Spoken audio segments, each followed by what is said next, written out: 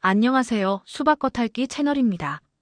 오늘은 사마천의 사기 중에서도 제국의 흥망성쇠를 압축적으로 보여주는 몽염열전을 통해 진나라의 위대한 장군 몽염의 삶을 비판적으로 해부해 보려고 합니다. 그는 제국의 수호자였을까요? 아니면 포갑의 대리인이었을까요?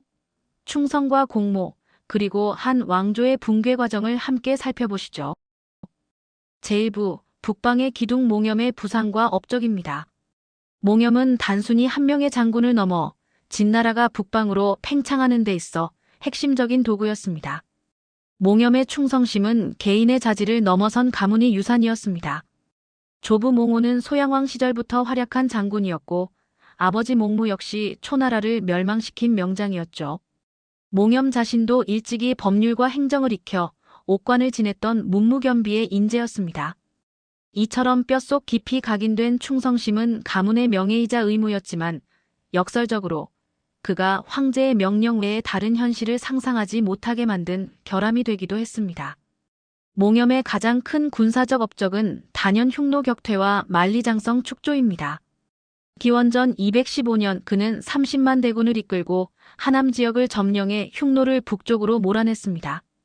당시 흉노의 왕 두만선우가 두려움에 떨 정도로 그의 군사적 성공은 압도적이었고 이는 진제국 북방에 안정적인 완충지대를 만드는 결과로 이어졌습니다. 이후 그는 서쪽의 임조에서 동쪽의 요동에 이르는 거대한 방어벽 만리장성을 건설했습니다. 기존의 성벽들을 연결하고 확장하는 이 대공사는 엄청난 병참 능력이 요구되는 기념비적인 일이었습니다. 10여 년간 북방 국경을 수비하며 몽염은 명실상부한 제국의 수호신으로 자리매김했습니다. 하지만 이 위대한 업적의 이면에는 어두운 그림자가 있었습니다. 장성 축조를 위해 수많은 농민과 죄수들이 강제 동원되었고 험준한 산악지대에서의 무리한 공사로 셀 수 없는 백성들이 목숨을 잃었습니다. 국가를 지키는 보호자였던 몽염은 동시에 백성을 고통으로 몰아넣은 핵심 대리인이었습니다. 그의 성공은 진나라를 멸망으로 이끈 내부 불만의 직접적인 원인이 되었습니다. 진시황은 몽염을 절대적으로 신뢰했습니다.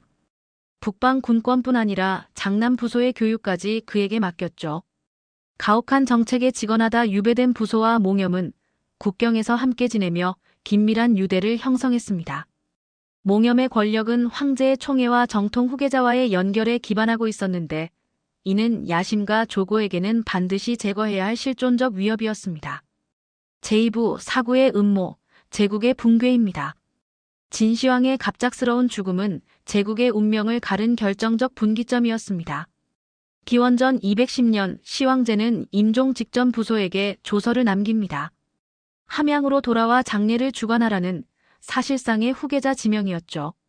하지만 조서가 전달되기도 전에 황제는 숨을 거두었고 국세와 문서는 환관 조고의 손에 들어갔습니다. 이 찰나의 순간이 모든 음모를 가능하게 만든 역사적 비극의 시작이었습니다.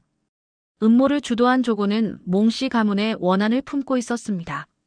그는 호해를 부추기고 승상 이사를 공포로 설득했습니다. 부소가 황제가 되면 권력을 잃을 것이라는 말에 이사는 굴복했습니다. 법과 체제의 설계자였던 이사가 스스로 법과 원칙을 무너뜨린 이 순간 진제국은 도덕적 붕괴를 시작했습니다. 조고 일당은 황제의 죽음을 숨기기 위해 부패하는 시신 옆에 소금에 절인 생선을 가득 실었습니다. 생선 비린내로 시신 썩는 냄새를 감춘 것이죠.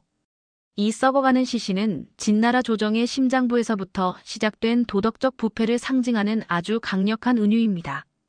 가짜 조서가 도착하자 상반된 반응이 나타납니다. 고결한 성품의 부소는 황제의 명령이라며 즉시 자결하려 했고 노련한 몽염은 음모를 의심하며 진위를 확인하자고 만류했습니다. 하지만 부소는 끝내 죽음을 택했습니다. 부소의 죽음은 진제국이 나아갈 수 있었던 대안적 비전의 소멸을 의미했습니다. 부소 사후 몽염은 군권을 쥐고 있었고 병사들은 그에게 충성했습니다. 반란을 일으킬 힘이 충분했음에도 그는 가문의 명예와 진나라에 대한 의리를 위해 저항 대신 죽음을 기다리는 길을 택했습니다. 체제에 너무나 충실했기에 그 체제가 자신을 파괴할 때조차 틀 밖으로 나가지 못했던 것입니다. 그는 독약을 마시기 전 이런 마지막 말을 남겼습니다.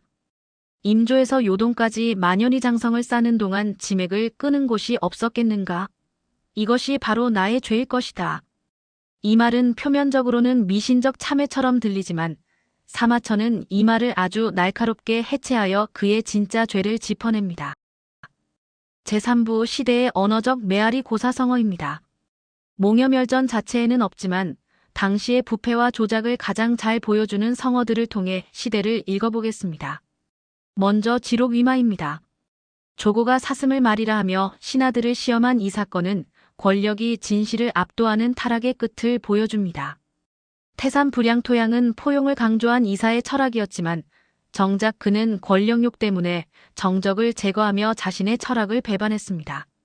분석행유는 부소가 반대하다 유배된 배경으로 몽염이 섬긴 체제의 지적 포갑을 상징합니다. 제4부 태사공의 판결입니다. 사마천은 역사 편찬가로서 이 인물들에게 어떤 판결을 내렸을까요? 사마천의 평가는 아주 냉혹합니다. 지맥을 끊었다는 몽염의 탄식을 한심한 변명으로 일축하죠. 사마천은 몽염의 진짜 죄가 높은 지위에 있으면서도 황제의 포갑적인 정책에 반대하지 않고 오히려 영합한 것에 있다고 주장합니다. 백성을 곤궁에 빠뜨린 죄, 그래서 그는 죽어 마땅하다는 결론을 내립니다. 조고는 시스템의 허점을 이용해 번성한 정치적 기생충이었습니다. 조고는 무력이 아닌 표적들의 심리적 약점을 정확히 파고들었습니다. 즉, 호해의 야망과 이사의 불안감을 이용한 것이죠. 반면 이사는 가장 비극적입니다. 위대한 정치가였으나 지위를 잃을까 두려워한 나머지 음모에 가담했고 결국 자신이 만든 법에 왜곡된 칼날에 의해 처형당했습니다. 불의한 체제에 동참하는 것이 결코 자신을 지켜주지 못한다는 교훈을 남깁니다. 부소는 더 인간적이고 지속 가능한 진나라의 가능성을 상징했습니다. 반면 유약하고 어리석은 호해는 무능과 부도덕이 초래하는 가속화된 붕괴의 상징이었죠. 그들 사이의 선택은 곧 왕조의 생존과 자살 사이의 선택이나 다름없었습니다. 마지막 제5부 결론입니다. 몽여멸전이 오늘날 우리에게 주는 메시지는 무엇일까요?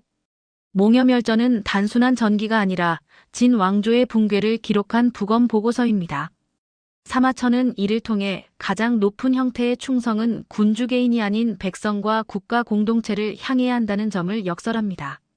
정의와 현실로부터 스스로를 단절시킨 국가는 이미 죽은 것이나 다름없다는 강력한 경고인 셈입니다. 권력을 가진 자와 그 아래를 사는 모든 이들에게 성찰의 거울을 제공하는 몽여멸전. 여러분은 몽염의 충성을 어떻게 보시나요?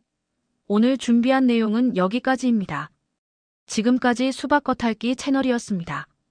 구독과 좋아요로 함께 해주세요. 감사합니다.